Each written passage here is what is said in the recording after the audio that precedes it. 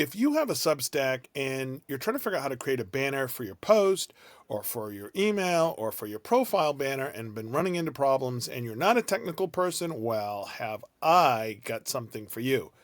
It's called the Substack Banner Creator, and I'm going to show you how it works right now.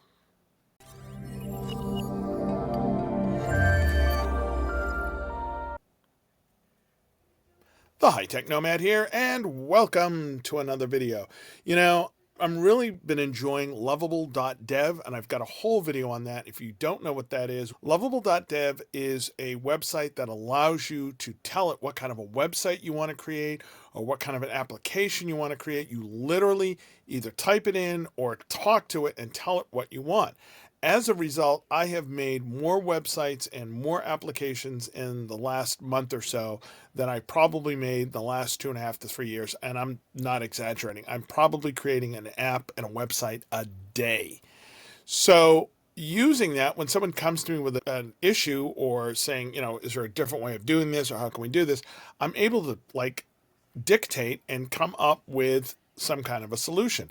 And today's issue was Substack banners and creating them.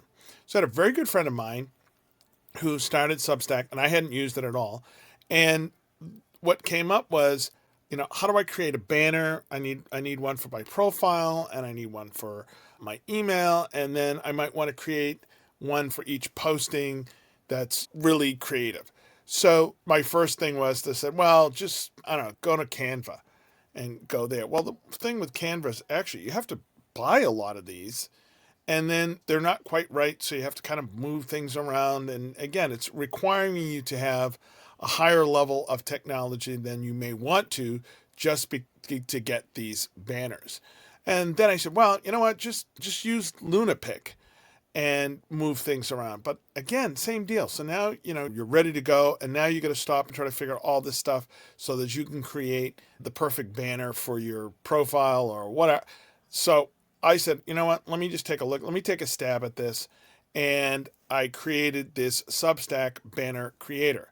So it has 3 different types of banners. It can create the banner for a post, the banner for your email, which from what I'm gathering is pretty much, once you do it, it stays like that and you're all set. And then we have your profile banner, which is the one that shows up when you're on your page. I've given you 4 ways to create these banners. The simple, easiest one is you can take an image that's somewhere out on the web, put the URL in here, and go ahead and click on that and you get it. You can upload an image from your computer. You can generate a whole image out of pure whole cloth and then reimagine an image. What it'll try and do is take something and make it so that it will fit in with what you're doing. So let's upload an image first. So let's just say I've got this image here. Should have a little Westy. There we go. And this is the first thing that Peggy ran into, which is you get your image, but it doesn't fit in with what you're trying to do here. So how do you get it to fit? If you use this particular feature, what you're able to do is you can zoom it down and then you can sort of move it around until you get it where you want it to be. Now, the issue with this obviously is that you now have this extra section over here. I'm still working on this, but basically if you say expand, it'll try and pick the most dominant color and fill that in for you, and then you can go from there. When you hit crop and preview, you then are able to add text. You can have as many lines of text as you want on there. It will wrap. You can add shadow. You can add colors. You can do whatever you want to do with this. And then you can click on download and done, and it will allow you to go ahead and download it. Let's go back to create. Now I want to show you a different way, and that's this reimagine. This is where I actually think you're going to use this reimagine image. First, it says it's going to try to look at the image and pick out the main subject of the image. Then it's going to ask you, do you want me to put it on the left or the right or center? So we're going to try and recreate that. So I'm going to say, put it over to the left, and I can keep the background, or I can say be creative. And now I'll upload the image, and now we're going to do that same little, that's Dolly. And now what it's going to do is it's going to look at the image, figure out that the main image is the dog, try and move the dog over to the left, and now create a nice background for me. And again, same deal. If I decide I want to make it just a little bit smaller and maybe move it over here a little bit more, if I click on expand background, it will try and figure out how to make this background, just sort of move that over. But for right now, for most of you, you're going to be thrilled with just this, the ability to just do this. I can go ahead and click crop and preview again, and then I can go ahead and add whatever fonts I want to have here, whatever wording. You can have as many lines as possible, as many as you want, and you can go ahead and do that. Download, and boom, you are done. All right, let's do another one. Let's do an AI one, and you're going to go ahead and click on that. I'm going to say, I need a Westland Terrier, make him sort of a cartoonish character, his tongue out, he's happy, and he's in this wonderful field with all of these flowers, there's butterflies, the sun is shining. In fact, let's put a face on the sun, everybody's happy and smiles. And this will go ahead and create a banner based upon, there we go. Oh, he looks extremely happy. And again, if I want to, I can shrink this down a little bit. I'm going to put this, move the image so it's a little bit more in the center here. And again, it can expand and it expands that out. Crop and preview. Now, I also said that reimagine. I'll show you again where that reimagine really comes in. And let's say you have something like a logo, or you have something, for example, this was a logo, and as you can see, this isn't going to fit.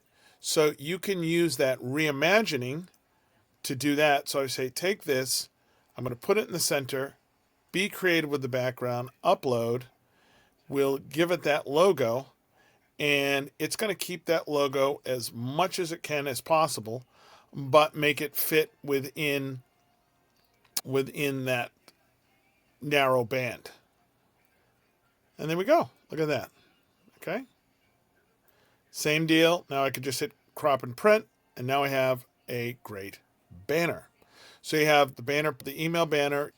Let's have a cruise ship in the background. Make it a happy cruise ship. Let's have them give us a thumbs up.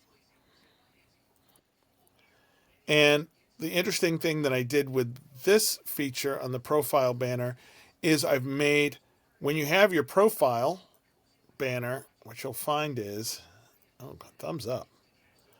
You want to add some text to it, but your profile picture is going to collide with it down in the corner. So we've made a safe area. You cannot put any text in that area down the side there, because that way it will collide with your profile picture. So your picture will be fine, but you don't have to worry about your text. Again, download and download banner, and you're all set. And then the newest one that I have is the banner post, because again, when you have your little posts, you may want to have a nicer or more creative picture. So now you can just hit banner post. I can do a reimagining, upload an image, and we'll find the Westy once again here and put that in. And that's going to give you a nice image that you can then use in your post. You can add whatever text you want, the same as we're able to do for the other two features. So now there's our piece. And so now if I want to put my text in there, I can just go ahead and say crop and preview, add my text. Again, make this as big as I want, and then go from there, and voila. So again, our last set of text, put that down the thing, click on download, download banner post banner, and you're all set. I will point out one other feature that we have down here, which is the support. And what happens is with Lovable, if you haven't seen Lovable, Lovable uses credits. So every time I ask it something, it uses up some credits. So I used quite a few credits to create this. It was a labor of love, but if I can get that dollar back, boy, that would be really helpful. So if you do find this helpful and you can afford it, please click on that support for $1, and it's a one-time donation. Also, every time it uses the AI, it does charge me a couple of cents for that. I'm not too worried about that, but if this becomes viral and everybody uses it, it may become a problem. All right, that's it for this video. Until the next time, this is Orman Beckles, aka the High Tech Nomad, signing out.